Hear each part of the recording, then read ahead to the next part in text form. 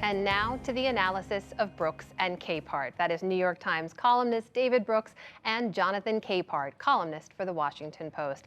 Gentlemen, good to see you. Let's have a pretty big discussion here on this final conversation in 2021. I want to talk more broadly about the state of democracy. I know we've talked about it over the last year, but there's really no bigger story, I think, in 2021, and maybe no bigger question going into 2022. So David, I'll start with you because, as you know, our year began with an attack on the U.S. Capitol, the largest attack in over 200 years. And when you look at the numbers today of where Americans are, a September poll found 30% of Americans still believe that 2020 election was stolen. The reason that we know folks turned out on January 6th in the first place. Our own October poll found nearly 40% of Americans don't trust that elections are fair. David, we're talking about foundational parts of our democracy. So when you look at those numbers, how worried are you?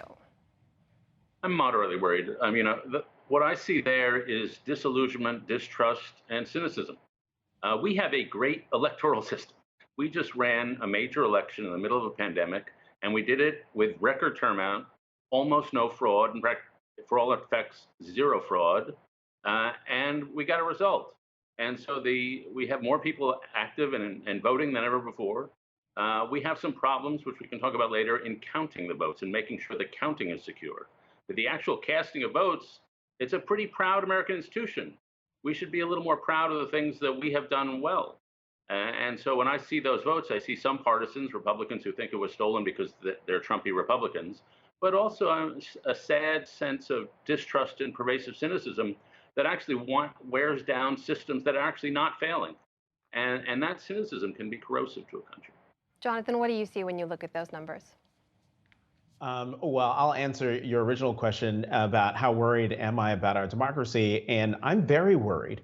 I hear what David is saying about the participation that we saw in the last election, the millions of Americans who turned out to the polls, but we can't ignore the fact that as a result of the big lie, we have poll numbers like that you just showed, but we also had state legislatures around the country pass restrictive voting laws that not only prevent people from being able to register to vote, but also go the extra length of turning what used to be independent state boards of elections into partisan bodies where the state legislature can get involved if the state legislature doesn't like the electoral result or the vote cast by the people. So the fact that we have that's happening around the country is what gives me pause. And the last thing I'll say on this is that what makes it even worse is that one of the two major political parties in this country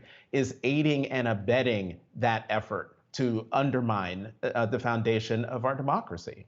David, what about that? I mean, the big lie, the idea the election was stolen, that is still pushed by arguably the most influential person in the Republican Party, and that is Donald Trump. And it is not forcefully denounced by many leaders. So in a two-party system, if one party is messaging things that undermine those foundational parts of democracy, can the system hold? Yeah, it's an open question. If you had gone back to Republicans in 2015 and told them what Republicans would be doing in 2021, they would be shocked. And so this is a party that has slid down the toilet. I don't know how else to say it. And so that is a real problem. My alarm is I cut Jonathan's alarm in half just on this voting rights issue. The Republicans are trying to restrict voting. Given the history of their country, that just reeks. Some of the things they're trying to do, like voter ID laws, are phenomenally popular. 80% of Americans support them. But then the crucial thing to be said about the restrictions on the voting is that voting restrictions don't restrict voting. This has been studied, and we've talked about this in the show in the past, over and over again by academics. They find when states tighten voting restrictions, voter turnout is the same. When they loosen voting restrictions, turnout is the same. Voters vote. And so I'm less alarmed by that than the second thing that Jonathan said, which is the state legislatures taking over after the votes are counted. And for that to be really problematic, it would have to happen in a purple state. There would have to be a Republican state legislature powerful enough to basically politicize the system in the sort of state Joe Biden would carry. If they do that, then we have a real problem in our democracy.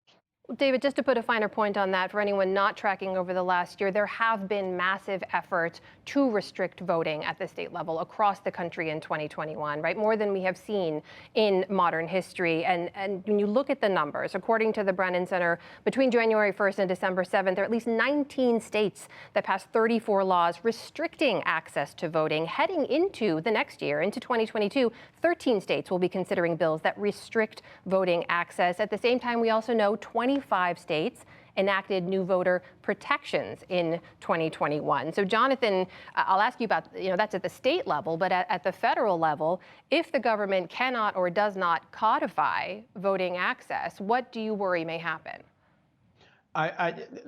This goes back to my original question, my original answer, and that is I fear for our democracy.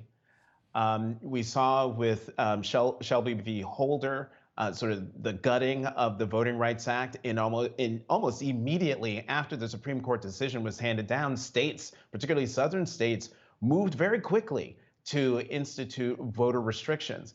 And so if the federal government, if Congress cannot find its way to passing the John Lewis Voting Rights Advancement Act or the Freedom to Vote Act, I think is the last iteration of the other voting rights bill.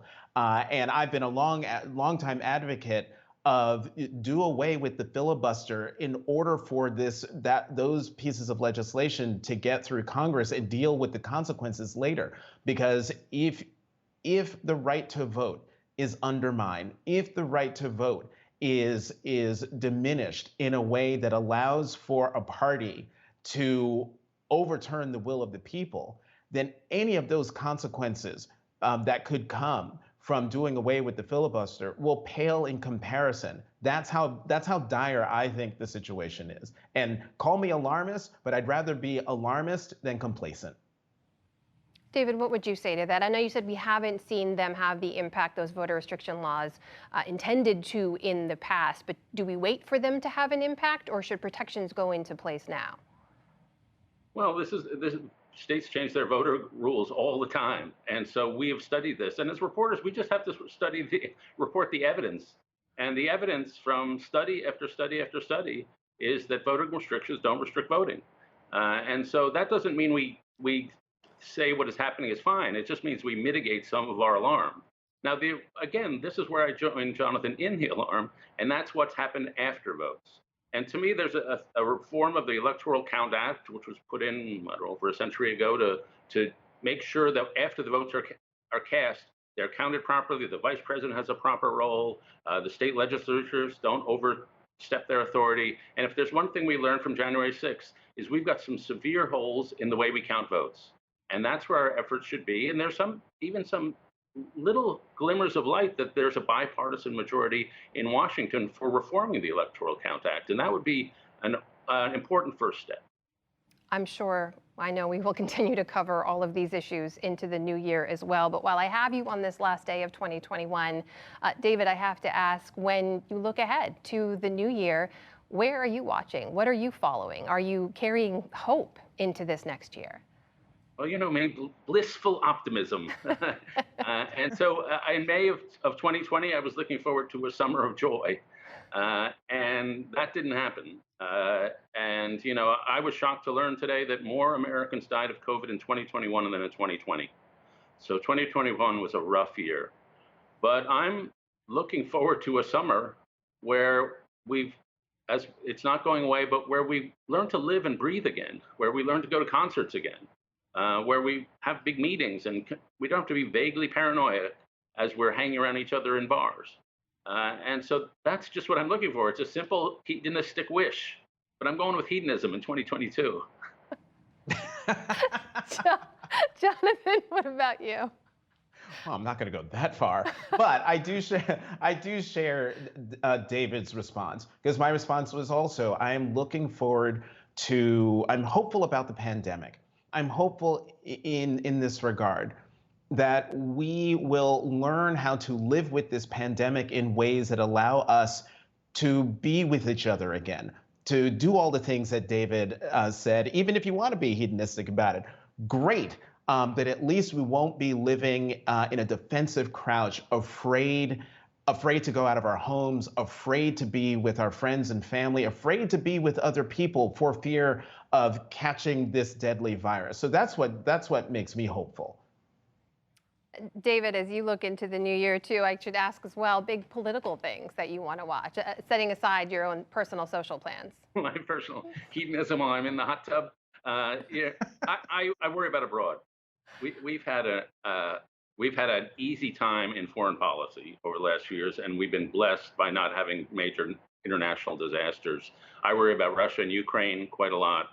I worry about that China is a lot less stable than it seems, or that China gets into a conflict with Taiwan or somebody else in the Pacific.